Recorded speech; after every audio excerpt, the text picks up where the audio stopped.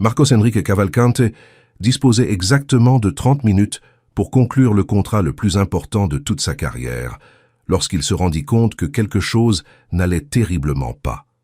L'interprète français, pièce centrale de cette négociation millionnaire, ne répondait tout simplement pas au téléphone. À 52 ans, Marcos croyait avoir déjà affronté tout type de crise possible dans le monde corporate, mais rien ne l'avait préparé au frisson froid qui lui remontait maintenant l'échine tandis qu'il fixait l'écran blanc de son téléphone portable. Le bureau au 40e étage de la Cavalcante Holdings semblait plus petit en cet instant. La vitre miroir reflétait un homme en costume coûteux, mais aux épaules tendues et au visage marqué par une panique qu'il ne permettait jamais d'afficher en public. De l'autre côté de l'océan, des investisseurs français attendaient ponctualité, précision et professionnalisme absolu. La réunion représentait 500 millions de réais et l'entrée définitive de l'entreprise sur le marché européen. Lorsque la secrétaire Carole entra dans la salle, Marcos était déjà debout, marchant de long en large. Elle portait dans les yeux la même anxiété qu'il essayait de cacher. D'une voix contrôlée mais ferme, il demanda s'il y avait des nouvelles de l'interprète. Carole inspira profondément avant de répondre. Il n'y en avait pas. L'homme avait subi un grave accident et était hospitalisé, sans prévision de retour. Marcos sentit son estomac se nouer. Il ne s'agissait pas seulement de traduire des mots. Les Français exigeaient une maîtrise technique, des nuances culturelles, une lecture précise de contrats complexes. Improviser reviendrait à signer son propre échec. Il pensa à l'anglais, pensa à des applications, pensa à demander aux investisseurs de s'adapter. Tout cela sonnait trop amateur. Pendant que des directeurs s'approchèrent de la porte en offrant des solutions inutiles, l'horloge avançait implacablement. Chaque minute perdue était une menace réelle pour la survie de l'entreprise. Ce fut à ce moment que Marcos éleva la voix pour la première fois depuis des années, exigeant une solution immédiate. Le silence qui suivit fut lourd et inconfortable. De l'extérieur, en poussant un chariot de nettoyage, Anna Silva suivait tout sans être vue. Depuis 2 ans, elle travaillait dans cet immeuble, nettoyant des salles luxueuses, ramassant les restes de décisions millionnaires, sans jamais être invitée à y participer. Elle avait 43 ans, les cheveux attachés, un uniforme bleu et l'habitude apprise de n'exister au-delà du nécessaire. Mais en entendant le mot « français » répété avec désespoir, quelque chose en elle se contracta. La France n'était pas seulement un pays. C'était une vie entière laissée derrière, une identité enterrée sous des couches de survie. Anna essaya de continuer, de faire semblant de n'avoir rien entendu, mais le ton désespéré de Marcos traversa ses défenses. Lorsqu'il cria que personne dans cette entreprise ne semblait parler français, Anna s'arrêta. Le chiffon dans sa main se serra fortement. Elle s'était promis à elle-même de ne plus jamais s'impliquer dans ce monde, de ne plus jamais exposer qui elle avait été. Mais elle reconnaissait aussi le son de la ruine imminente. Elle savait exactement ce qui se passait dans cette salle. Elle inspira profondément, sentit le poids des années et du choix qui s'approchait. Puis, elle frappa légèrement à la porte ouverte. Le son fut presque timide, mais suffisant pour interrompre la discussion. Tous se tournèrent, surpris de voir la femme de ménage là. Carole essaya de la renvoyer automatiquement, mais Anna fit un pas en avant. Elle dit seulement qu'elle avait entendu parler du problème. Marcos la regarda sans patience, mais avant qu'il puisse parler, Anna lâcha les mots qui changeraient tout. Elle parlait français, couramment. Le silence qui tomba fut absolu. Marcos cligna des yeux, certain d'avoir mal compris. Il lui demanda de répéter. Anna répéta avec calme et assurance. Elle dit qu'elle avait vécu à Paris pendant 12 ans, qu'elle connaissait la culture, la langue et le monde corporate français. Les réactions varièrent entre incrédulité et choc. À un autre moment, ils auraient peut-être ri. Mais l'horloge marquait quelques minutes avant l'arrivée des investisseurs et Marcos se rendit compte qu'il n'avait pas le choix. Il ordonna à Carole de procurer des vêtements adaptés et de préparer Anna immédiatement. Pendant qu'on l'emmenait aux toilettes exécutives, Marcos s'assit pour la première fois, sentant le poids absurde de ce pari. Parier tout sur quelqu'un qu'il connaissait à peine. Quelqu'un qui jusqu'alors était invisible pour lui. Dans le miroir des toilettes, Anna se reconnut à peine. Le blazer professionnel semblait réveiller quelque chose d'endormi. Ce n'était pas seulement changer de vêtements, c'était revêtir une version d'elle-même qui avait été réduite au silence pendant 4 ans. Lorsque Carole, nerveuse, demanda si elle comprenait vraiment les affaires, Anna répondit avec une honnêteté brutale. Elle avait été directrice des opérations d'une multinationale française. Elle avait conclu des contrats millionnaires. Ce n'était pas de l'improvisation. 5 minutes plus tard, Anna marchait dans le couloir avec une posture ferme. Marcos eut du mal à croire à la transformation. Ce n'était pas le maquillage ou les vêtements, c'était la présence. En entrant dans la salle de réunion, les investisseurs français discutaient entre eux, clairement impatients. Anna parla avant toute présentation formelle, en français impeccable, avec naturel et respect. Les Français se tournèrent immédiatement. Le patriarche Jean-Claude Beaumont l'évalua avec une attention renouvelée. L'atmosphère changea en quelques secondes. Là où il y avait de la méfiance, surgit de l'intérêt. Anna conduisit la conversation initiale avec maestria, établissant une connexion, démontrant une maîtrise culturelle et professionnelle. Marcos observait en silence, sans comprendre un mot mais comprenant tout par le langage corporel.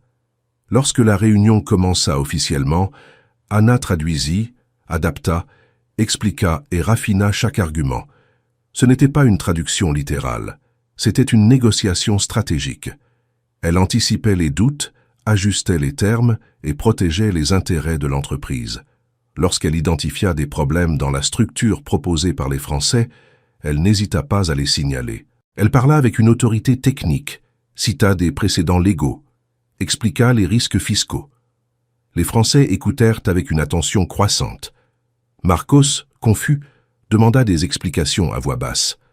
Anna répondit avec clarté, prouvant qu'elle savait exactement ce qu'elle faisait. À la fin de la première étape, Jean-Claude loua explicitement la compétence de la consultante brésilienne, pas la traductrice. Consultante. Marcos sentit le sol se dérober sous ses pieds. Cette femme qui nettoyait sa salle était maintenant l'axe central de la négociation la plus importante de sa vie professionnelle. Lorsqu'ils demandèrent une pause, Marcos emmena Anna dans son bureau et exigea des réponses. Ce fut là qu'elle révéla qui elle était vraiment. Le passé en France, la chute, le scandale qu'elle n'avait pas commis, le retour au Brésil avec un fils adolescent et aucune alternative. Travailler comme femme de ménage n'avait pas été un choix. Ça avait été la survie. Marcos écouta tout en silence absolu. Pour la première fois, il comprit à quel point il n'avait jamais vraiment vu ceux qui travaillaient autour de lui. Lorsque Anna expliqua les risques réels du contrat, Marcos se rendit compte qu'elle avait sauvé son entreprise de quelque chose de bien pire qu'une affaire perdue. Il décida à cet instant qu'Anna ne retournerait pas à l'invisibilité. Lorsqu'ils retournèrent dans la salle, elle ne resta pas derrière lui. Elle s'assit à la table comme une égale. Elle négocia clause par clause, transformant un contrat dangereux en un partenariat solide et élargi. 3 heures plus tard, l'accord était conclu, plus grand et plus sûr que l'original. Lorsque les Français partirent, Marcos savait que plus rien ne serait comme avant. Il regarda Anna et comprit que la crise n'avait pas seulement sauvé son entreprise, elle avait révélé un talent qu'il avait ignoré pendant des années. Lorsque la porte de la salle de réunion se ferma derrière les Français, Marcos resta immobile pendant quelques secondes, essayant d'assimiler tout ce qui venait de se passer. Le contrat était conclu, élargi et juridiquement protégé.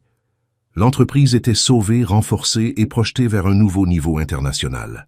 Mais rien de tout cela ne semblait aussi impactant que la femme debout devant lui, tenant un dossier de documents avec la tranquillité de quelqu'un qui venait d'accomplir simplement une tâche professionnelle de plus. Anna rangea les papiers avec soin, les organisant comme elle l'avait fait des centaines de fois par le passé. Le silence était épais. Carole, Eduardo et Fernanda observèrent la scène sans oser interrompre. Marcos fut le premier à parler, d'une voix plus basse que d'habitude. Il demanda qui elle était vraiment. Pas en tant que patron, mais comme quelqu'un qui percevait enfin qu'il avait ignoré quelque chose d'extraordinaire pendant longtemps. Anna s'assit lentement. La fatigue émotionnelle commençait à apparaître maintenant que la tension avait cessé. Elle raconta son histoire sans dramatiser, mais sans cacher la douleur. Elle parla de la carrière construite en France, de la reconnaissance professionnelle, du mariage qui semblait solide jusqu'à ce qu'il s'effondre de manière brutale. Elle expliqua comment le scandale impliquant son mari avait tout détruit, même si elle n'avait commis aucun crime. Le marché n'avait pas voulu entendre d'explication, il avait simplement fermé les portes. Lorsqu'elle revint au Brésil, Elle trouva un pays différent de celui qu'elle avait quitté. Concurrence plus grande, moins de patience pour les CV longs et aucune disposition à investiguer les contextes. Elle devait subvenir aux besoins de son fils. Elle avait besoin d'une stabilité minimale. Le travail de nettoyage était apparu comme la seule option immédiate. Ce n'était pas de la honte, c'était la survie. Marcos écouta chaque mot avec une attention croissante.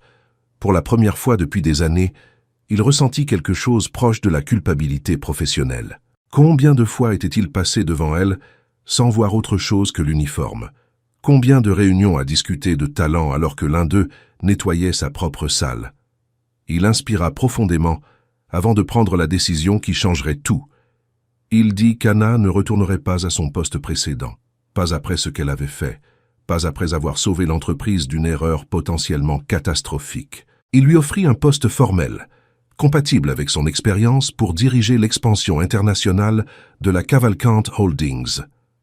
Anna hésita, pas par fausse modestie, mais par une peur réelle. Le monde corporate était encore un terrain instable pour elle, mais Marcos insista. Il dit qu'il n'avait pas besoin de titre, il avait besoin de compétences, et elle en avait à revendre. Il ajouta que les Français l'avaient déjà perçu, avec ou sans badge. La même semaine, l'annonce interne fut faite. Ana Silva intégrait officiellement la direction des affaires internationales. L'impact fut immédiat. Certains employés furent confus, d'autres inspirés. Dans les couloirs, des murmures surgirent, mais aussi de l'admiration. La femme de ménage invisible occupait maintenant une salle avec vue sur la ville. Les jours suivants, Anna plongea dans le travail avec intensité.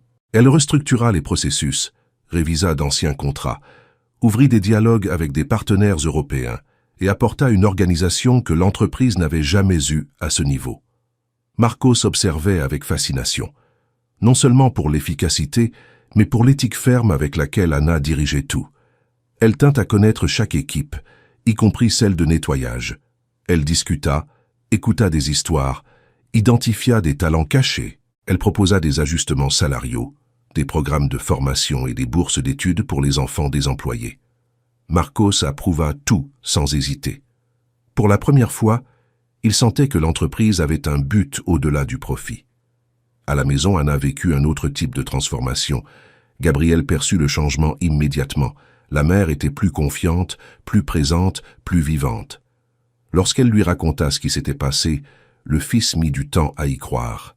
La femme de ménage, devenue directrice, ressemblait à l'une de ces histoires exagérées sur Internet. Mais c'était réel, c'était le leur. Les mois passèrent et les résultats apparurent rapidement. La Cavalcante Holdings conclut de nouveaux contrats internationaux, ouvrit des négociations en Allemagne et en Italie, et commença à être citée dans des événements du secteur. Le nom d'Anna commença à circuler avec respect, d'abord discrètement, puis avec éclat. Une invitation inattendue arriva de Paris. Une conférence internationale voulait Anna comme conférencière sur les marchés émergents. Elle hésita, mais Marcos l'encouragea. Il dit que ce n'était pas seulement sur les affaires, c'était sur la reconstruction, sur le fait de montrer que le Brésil avait des professionnels du plus haut niveau. Lors du voyage, Anna marcha dans les rues qui avaient un jour été son foyer. Elle ne ressentit ni colère, ni nostalgie excessive. Elle ressentit une clôture. Elle était là comme représentante d'une nouvelle phase, pas comme quelqu'un essayant de récupérer le passé. La conférence fut un succès. Elle reçut des applaudissements debout et des propositions qu'elle choisit de refuser, fidèle au projet qu'elle avait aidé à construire au Brésil. De retour à São Paulo, l'entreprise n'était plus la même. Elle avait grandi en structure, en réputation et en conscience sociale. Le programme de bourse bénéficiait à des dizaines de familles. Les employés autrefois invisibles étaient maintenant vus, entendus et valorisés. Un an après la réunion qui avait tout changé, Anna monta sur la scène d'un grand congrès entrepreneurial dans le pays. Elle fut présentée comme l'une des exécutives les plus influentes du secteur.